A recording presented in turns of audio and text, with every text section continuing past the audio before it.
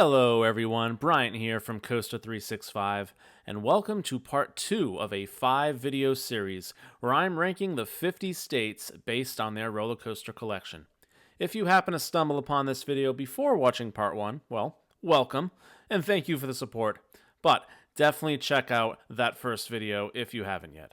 Part 1 covers states number 50 through number 41, so logically, part 2 will be about states number 40 through number 31. A reminder that I am judging these states based on the coasters that are within that specific state's borders, and not based on which states are the best to live in for roller coasters. A prime example of that difference will actually pop up later on in today's list. So let's get to it all. The second video of 5 on the best roller coaster states in the US of A. Let's pick this list back up at the number 40 spot for a state that's known way more for its river, Mississippi.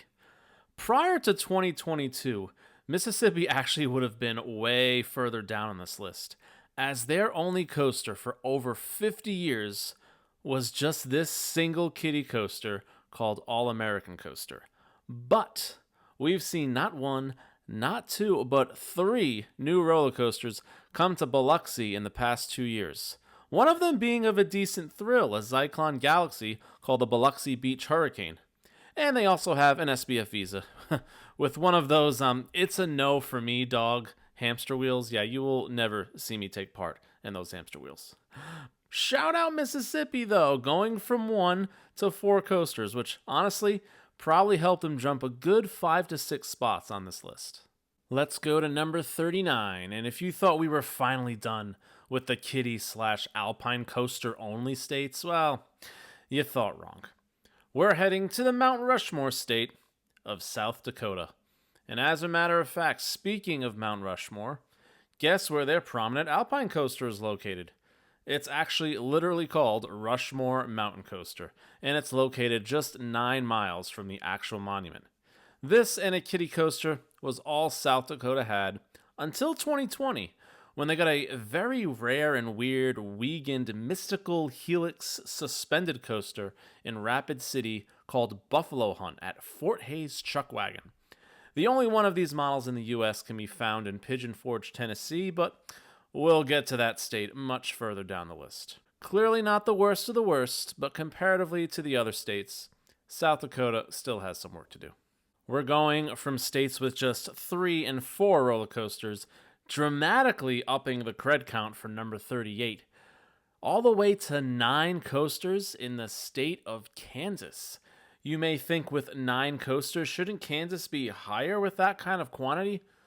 Well, folks, welcome to the kiddie coaster capital of the US, as all 9 are for the little ones. They love the county fairs here in Kansas with not 1, not 2, not 3, but 4 different Little Dippers from Alan Herschel.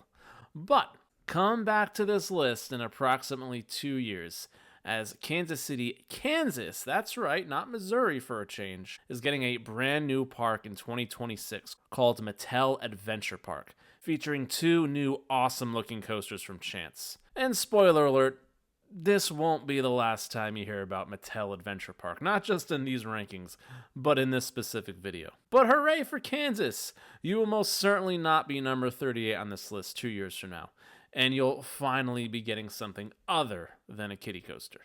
Number 37, let's throw it back to my intro, where I said, there is an example of a state that, if you were confined to your borders and your borders alone, which is how I'm doing these rankings, it's a poor roller coaster state.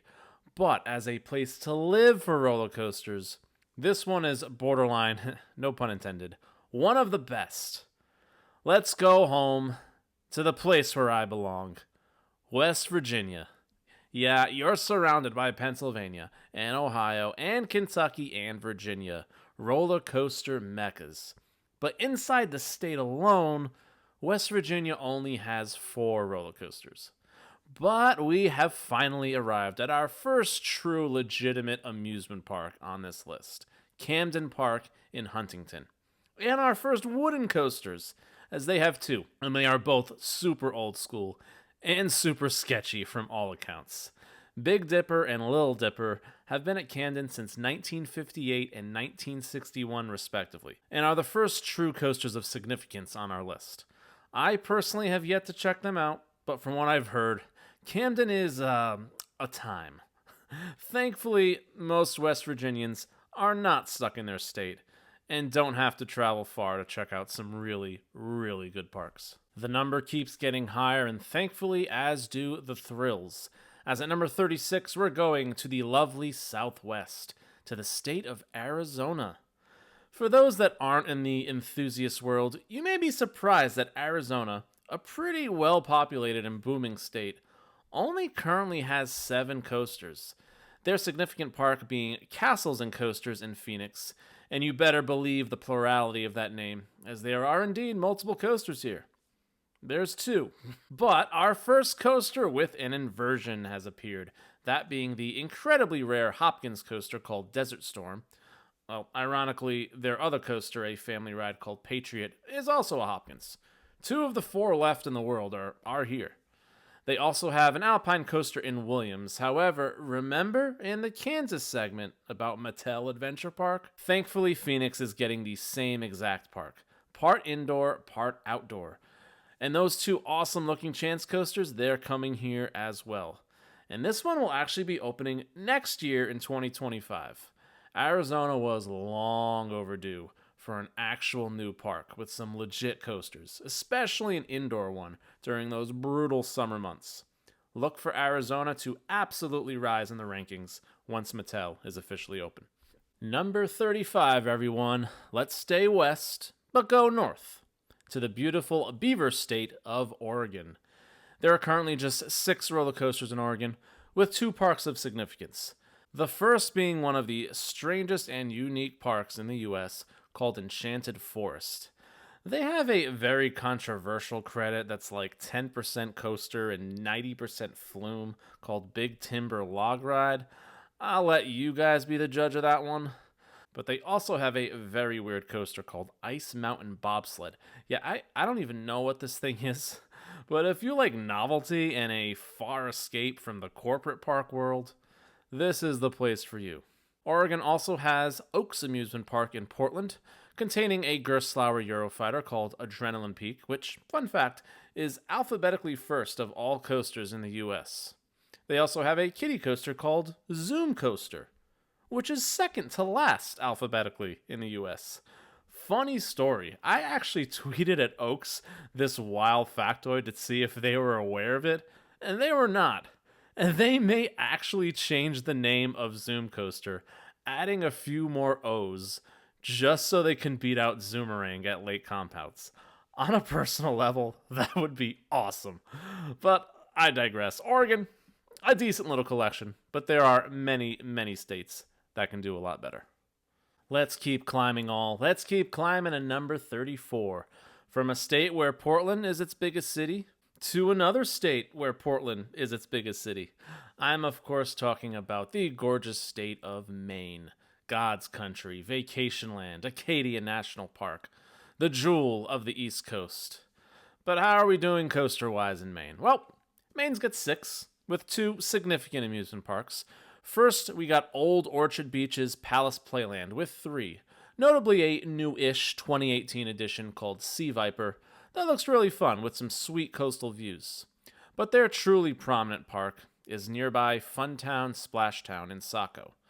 They have a Wild Mouse, but also our first truly big wooden coaster to appear on the list, the CCI Excalibur. Those that have ridden, which, kind of embarrassingly, Mr. New Englander over here, I've actually yet to visit this park. I know, shame on me, right? Maybe this summer. But anyway, some say Excalibur is actually a very underrated CCI, with a nice wooden location and some sweet-looking airtime hills and laterals. Maine is one of those states, though, like in the first video, where the scenic locations to visit are through the roof, so the need for amusement parks and coasters is not a high priority. But thankfully, Maine is still doing alright for itself in that department as well. Speaking of a CCI being the one true notable coaster in a state, we got another one down in New Mexico, the number 33 best state for roller coasters. They have 7 total with an Alpine coaster. a park called Western Playland with 3 credits, 2 of those being on the thrill level, an SDC Hurricane, and a Zyklon Galaxy called El Bandito. But enthusiasts make the trek to New Mexico for mainly one reason, and that's for the New Mexico Rattler at Cliffs Amusement Park in Albuquerque. This was actually the last roller coaster ever built by CCI, so much so that they technically didn't even finish and Cliffs had to finish the job. Like Excalibur though, this CCI is supposedly very underrated and gives a fantastic ride.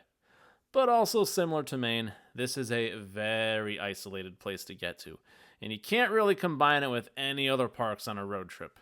New Mexico Rattler is definitely one of those days roller coasters, and is probably one of the last credits many American enthusiasts still need to get. 2 to go here in part 2, and at number 32, we're heading to the natural state of Arkansas.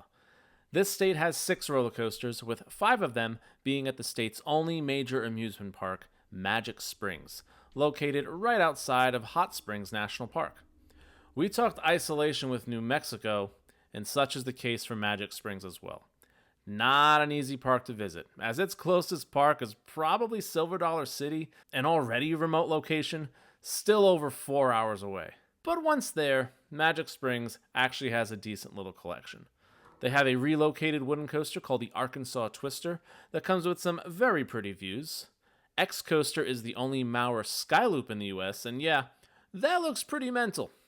Along with a Vekoma SLC, an E&F Miler family coaster, and an Arrow Mine Train called Big Bad John. Not the best of the best, but the first true park with an actual decent roller coaster collection. And if you're like me and love both amusement and national parks, there's probably no other place in the country where you could feasibly visit both in the same day than here. Let's wrap this puppy up, shall we? As coming in at number 31 is a state, but more notably a city, that everybody knows about. We're going to Vegas, baby, the state of Nevada.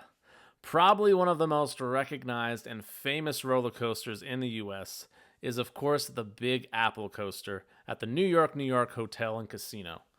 Almost every flyover one sees of Las Vegas, this coaster can be seen in some form or fashion. And it's huge, technically a hyper at 203 feet tall.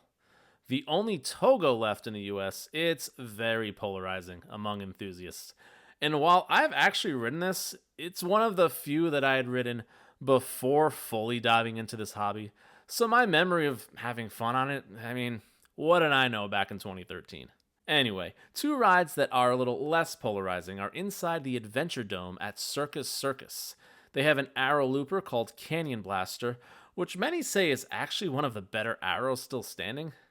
And they also have an S&S El Loco model called, well, El Loco. Almost the exact same coaster as Steel Hog that I covered at Indiana Beach with that super steep 111-degree drop.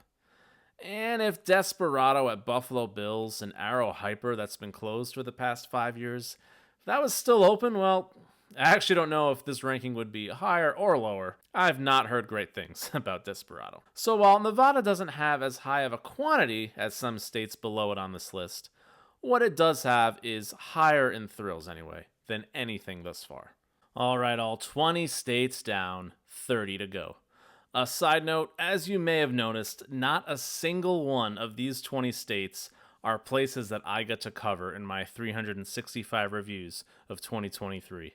So I wanted to give a huge shout out and thank you to all the channels whose footage I've pulled from to get a lot of the shots you've seen, as well as Canva for having such an awesome collection of stock footage of essentially any location I've wanted to show so far. When I can, I strive for all footage on the Coaster 365 channel to be my own, but alas, it was obviously not possible for the nature of this little series. We got some really good coasters and states coming up in the next 3 parts, so I hope you stick around for those, and I hope you've enjoyed the first 2 parts thus far. The biggest of thank you and love, as always, to all of you. I will see you all sometime next week for part number 3.